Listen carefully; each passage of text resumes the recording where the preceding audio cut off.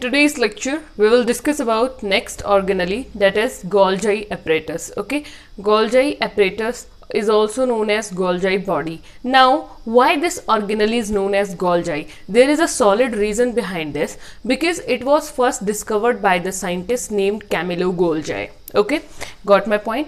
इसे गोल्जाई एपरेटस नाम क्यों दिया गया? क्योंकि सबसे पहले माइक्रोस्कोप के नीचे इसको किसने देखा था, किसने आइडेंटिफाई किया? कैमिलो गोल्जाई नामक बायोलॉजिस्ट ने. Okay, hence it is named as the Golgi apparatus. Okay, apparatus क्यों बोला गया? Because as we know that it is a network like structure. ठीक है, एक layer wise parallelly packed structure होता है, as we have seen in the diagram. Now, so it was discovered by Camillo Golgi. What is the definition? It is the system of the membrane bound vesicles. Okay, ये एक system होता है membrane bound vesicles का. ठीक है, जैसे कि आपको डायग्राम दिख रहा है, ये है ना, यहीं से क्या होता है कि वेसिकल्स रिलीज होते हैं कुछ इस तरह के. ठीक है, ये पैरेलल सैक्स होते हैं सिस्टर ने. ओके, यहीं पर ये वेसिकल्स बनाते हैं आगे चल के. That is a complex process. आप बस इतना याद रखिए कि it is a system of membrane bound vesicles. Membrane bound vesicles इन्हीं को बोला गया है. ये जो फ्लैटेंड सैक्स हैं, इन्हीं को ये नाम दिया गया है. ठीक है, अरेंज्ड पैरेलली इन स्टैक्स, कि जब बहुत सारे membrane bound vesicles arrange parallelly होंगे स्टैक्स में, तो उसको हम सिस्टर्ने बोलेंगे. समझ रहे कि अगर ये एक है ना, ये एक, this single one is the vesicle, but when they are arranged parallelly in form of a stack, stack एक ढेर की तरह जब ये अरेंज हो जाएंगे एक सीक्वेंस में, then that is known as cisterns. इसको हम क्या बोल देंगे, क्या नाम देंगे स्टैक को? Cisterns. Okay, now what are the functions of the Golgi body? ठीक है, देखिए गोल्जाई बॉडी के फंक्शंस क्या होते हैं. First function is storage, modification and packaging.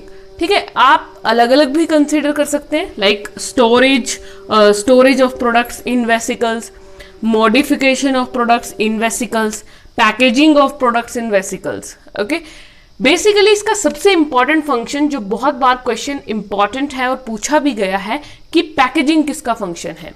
Okay, तो पैकेजिंग जो है वो आपके गोल्जाई बॉडी का फंक्शन होता है. तो ये क्या करते हैं? पैकेजिंग करते हैं, स्टोरेज, मॉडिफिकेशन करते हैं प्रोडक्ट्स की वेसिकल्स में. जो वेसिकल्स में प्रोडक्ट होते हैं उनके लिए ये वर्क करते हैं. ओके, नाउ नेक्स्ट फंक्शन है कॉम्प्लेक्स शुगर्स को सिंपल शुगर्स में कन्वर्ट करना. जो भी कॉम्प्लेक्स शुगर्स होती हैं उसको सिंपलेस्ट शुगर में, लाइक कॉम्प्लेक्स शुगर आप ले लीजिए सुक्रोज. ठीक है, सुक्रोज का फॉर्मूला क्या होता है?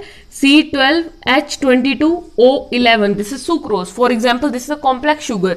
ठीक है, जब एक पर्टिकुलर एंजाइम लाइक सुक्रेज एक एंजाइम है, उसकी प्रेजेंस में अगर रिएक्शन करेंगे तो सुक्रेज या sucrose will get converted into glucose, that is C6H12O6. Okay, you will read in the higher classes, but I'm just giving example कि complex sugars को simple sugars में भी ये Golgi apparatus convert कर देता है. Okay, next function is formation of lysosomes. और ये क्या करता है? जो लाइजोसोम्स ऑर्गेनेलीज हमने देखी थी डायग्राम में, उसकी फॉर्मेशन करता है. लाइजोसोम्स क्या होते हैं? Suicidal bags. तो उसकी फॉर्मेशन में गोल्जाई बॉडीज हेल्प करती हैं. So this was all about Golgi apparatus. Let's talk about our next organelle, that is lysosomes. Okay, lysosomes क्या होते हैं? Lysosomes are also known as suicidal bags, जैसा कि हम डिस्कस करते आ रहे हैं. Okay, now will discuss in detail that why they are called so. Okay, now lysosomes जैसा कि हमने देखा है, सपोज कीजिए कोई प्लांट या एनिमल सेल है, दोनों में लाइजोसोम प्रेजेंट होते हैं. तो इस तरह से एक ऑर्गेनेली प्रेजेंट होती है. ठीक है, इस तरह से इसे हम कहते हैं लाइजोसोम. जो राइबोसोम होते हैं, एक राइबोसोम शॉर्ट साइज के ग्रेन्यूल्स की तरह होते हैं इस तरह से. These are the ribosome. Okay, differentiating M. और लाइजोसोम थोड़े बड़े साइज के होते हैं. ओके, नाउ अब देखिए जो लाइजोसोम्स हैं, इसकी डेफिनेशन की अगर हम बात करें तो क्या डेफिनेशन है? These are the membrane bound sacs filled with the digestive enzymes. Very important word जो आपको यहाँ पे याद रखना है कि ये फिल्ड होते हैं डाइजेस्टिव एंजाइम से. ओके, मेम्ब्रेन बाउंड सैक है, ये एक सैक है और इसके सराउंडिंग में क्या होती है? मेम्ब्रेन. ठीक है, सपोज कीजिए इस तरह से मेम्ब्रेन होती है इसकी सराउंडिंग में. ओके, अब इनमें क्या होता है? लाइजोसोम्स के अंदर डाइजेस्टिव एंजाइम्स प्रेजेंट होते हैं, छोटे छोटे. ठीक है, बहुत सारे डाइजेस्टिव एंजाइम्स प्रेजेंट होते हैं लाइजोसोम में. अब डाइजेस्टिव एंजाइम्स जो है ये किससे बनते हैं? Made by rough endoplasmic reticulum. Rough endoplasmic reticulum की वजह से ये डाइजेस्टिव एंजाइम्स फॉर्म होते हैं। नाउ इनका काम क्या होता है? बेसिकली एंजाइम्स क्या करते हैं? एंजाइम्स का काम होता है ब्रेक डाउन करना। ठीक है, एंजाइम्स हैं क्या? एंजाइम्स बायोमोलिक्यूल्स हैं जो किसी रिएक्शन को एनहांस करते हैं, स्पीड अप करते हैं, वो एंजाइम होते हैं। हमारी लिविंग बॉडी में प्रेजेंट होते हैं ये एंजाइम्स। ओके, प्लांट्स में भी होते हैं, लिविंग बॉडीज में आपको एंजाइम्स मिलते हैं। Now these digestive enzymes what will they do? Break down of the organic material, कि जो लार्ज कॉम्प्लेक्स मटेरियल होगा उसको ये तोड़ देंगे सिंपल में, कॉम्प्लेक्स को सिंपल में कन्वर्ट करते हैं ऑर्गेनिक मैटर को। ओके, नाउ देखिए होता क्या है, जैसे सपोज कीजिए कोई भी फॉरेन बॉडी, जैसे कोई बैक्टीरिया, वायरस जब सेल के पास आने लगता है तो ये क्या करते हैं? फॉरेन बॉडी को आइडेंटिफाई करते हैं और उस फॉरेन बॉडी को ये अपने अंदर सैक के अंदर क्या करते हैं? ट्रैप कर लेते हैं। करने का मतलब है, क्यों ट्रैप करेंगे? क्योंकि उसमें है डाइजेस्टिव एंजाइम्स। अब जो वो बैक्टीरिया और वायरस जैसे ही सेल में एंटर किया तो लाइसोसोम उससे क्या करेगा? अपना बचाव करेगा ना, सेल का बचाव। सेल के सुरक्षा कवच कौन है यहाँ पर?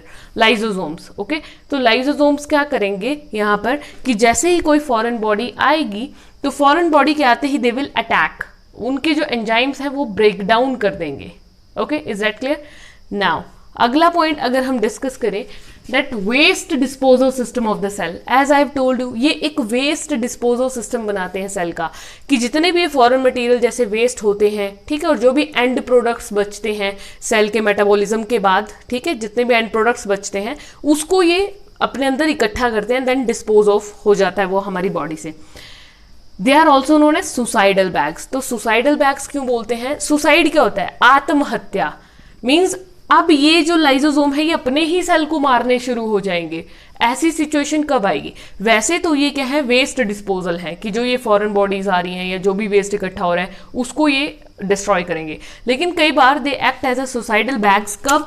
अगर आपका सेल का metabolism, if cellular metabolism is disturbed, अगर सेल का मेटाबॉलिज्म अच्छा नहीं है तब आपको ये सिचुएशन मिलेगी, लाइसोसोम्स फट जाएंगे।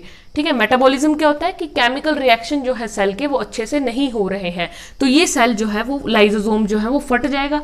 लाइसोसोम जैसे ही फटेगा तो इसके अंदर का मटेरियल सारा बाहर रिलीज हो जाएगा, सारे डाइजेस्टिव एंजाइम्स बाहर रिलीज हो जाएंगे। ओके, अब वो जो डाइजेस्टिव एंजाइम जब इतने सारे रिलीज होंगे तो ये एंजाइम्स सेल को ही खा जाएंगे, इस सेल को ही हार्म करने शुरू कर देंगे। Okay, so these enzymes digest their own cell. So this was all about the lysosomes. We will discuss about next organelle, that is mitochondria.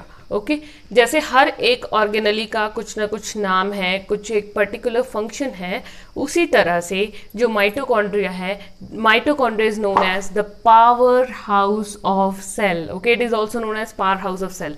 देखिए क्यों कहा जाता है इसको पावर हाउस ऑफ सेल, वो हम पढ़ते हैं। क्योंकि पावर हाउस क्या होता है? जो एनर्जी को कंस्ट्रक्ट करता है। What is power house? जो एनर्जी को बनाता है। जैसे आप देखते हैं कि बिजली का प्रोजेक्ट चलता है, हाइड्रो इलेक्ट्रिक पावर प्रोजेक्ट होते हैं, तो उनका काम क्या होता है कि वो पानी को यूज करके इलेक्ट्रिसिटी बना रहे हैं। मीन्स एक एनर्जी कन्वर्ट हो रही है, one energy is getting converted into other one energy. Thermal energy electrical energy में कन्वर्ट, मीन जो वाटर वाली एनर्जी है वो किसमें? Hydro energy is getting converted into electrical energy. समझ रहे? मीन्स इस तरह के जितने भी प्रोजेक्ट चलते हैं, जितने भी पावर हाउस होते हैं, उनका काम क्या होता है? एनर्जी क्रिएट करना। इसलिए उनको क्या कहा जाता है? पावर हाउस कहा जाता है। उसी तरह से जो माइटोकॉन्ड्रिया है उसका भी काम क्या होता है? एनर्जी को सिंथेसाइज करना। हमारी बॉडी में जो एनर्जी है उसको क्या कहते हैं हम? Energy in our body is stored in the form of ATP. ATP की फॉर्म में एनर्जी स्टोर होती है, adenosine triphosphate. Okay, what is the full form of ATP? Very important, adenosine triphosphate. ठीक है, याद रखिएगा। क्योंकि जो माइटोकॉन्ड्रिया है वो एटीपी की फॉर्मेशन करता है, इसलिए इसको पावर हाउस ऑफ सेल कहा जाता है। दो मेम्ब्रेन कवरिंग्स होती हैं। जैसे अगर हम माइटोकॉन्ड्रिया की बात करें, सपोज कीजिए कोई सेल है, उसके अंदर ये माइटोकॉन्ड्रिया है, इस तरह से एक डबल मेम्ब्रेन स्ट्रक्चर होता है ये। ठीक है, कैसा स्ट्रक्चर है ये? डबल मेम्ब्रेन वाला, इस तरह से होता है। आई एम रफली ड्रॉइंग। ओके, तो ये दो मेम्ब्रेन हो गई, ये आपका माइटोकॉन्ड्रिया। इसमें क्या होता है, दो मेम्ब्रेन कवरिंग्स होती हैं, एक आउटर होती है कवरिंग और एक इनर कवरिंग होती है, ठीक है। जो आउटर कवरिंग होती है ये बाहर वाली, दिस आउटर कवरिंग, और ये इनर कवरिंग है, ठीक है, समझ रहे मेरी बात। जो आउटर कवरिंग है that is porous, outer covering में पोर्स होते हैं, मींस इस वाली में क्या होगा, आपको इस तरह से पोर्स दिखेंगे, okay. And the inner covering is deeply folded, जो अंदर वाली कवरिंग आपको दिख रहा है इट इज डीपली फोल्डेड, समझ गए। दो कवरिंग्स है, porous and deeply folded, outer inner, okay. Now it contains own DNA and ribosome. Mitochondria की बहुत खास बात होती है कि माइटोकॉन्ड्रिया में खुद का अपने पास डीएनए होता है, इसका खुद का डीएनए होता है और खुद के राइबोसोम होते हैं, ओके। तो अब राइबोसोम का काम क्या होता है, प्रोटीन सिंथेसिस, इसलिए जो माइटोकॉन्ड्रिया होते हैं वो अपने लिए खुद प्रोटीन्स का कंस्ट्रक्शन कर देते हैं, समझ रहे। So it contains own DNA and ribosome, that means they act as a storage organelles. इनका फंक्शन क्या हुआ, माइटोकॉन्ड्रिया का स्टोरेज, जैसे गोल्जाई बॉडी का पैकेजिंग होता है उसी तरह से mitochondria are the storage organelles, okay. Protein synthesis अपने लिए कर लेते हैं। अब होता क्या है, डीपली फोल्डेड होने की वजह से, डीपली फोल्डेड होने का फायदा क्या है एक्चुअल में, देखिए सरफेस एरिया बढ़ता है, जितने ज्यादा फोल्ड होंगे उतना ज्यादा सरफेस एरिया होगा, उतना ज्यादा सरफेस मिल रहा है ना चीज को, सीधी चीज में सरफेस एरिया कम है, लेकिन वही चीज को आप फोल्ड कर दीजिए तो सरफेस एरिया बढ़ जाएगा, तो जितना ज्यादा सरफेस एरिया होगा उतनी ज्यादा एटीपी की फॉर्मेशन आसान हो जाएगी। एटीपी क्या है, ATP is the energy currency of the cell, ठीक है। जो हमारी बॉडी में सेल्स होते हैं या जो भी लिविंग बॉडीज में सेल्स होते हैं, सेल्स की जो एनर्जी करेंसी है that is the ATP, okay. तो एटीपी की फॉर्मेशन करने की वजह से इसको पावर हाउस ऑफ सेल कहा जाता है। This was all about mitochondria.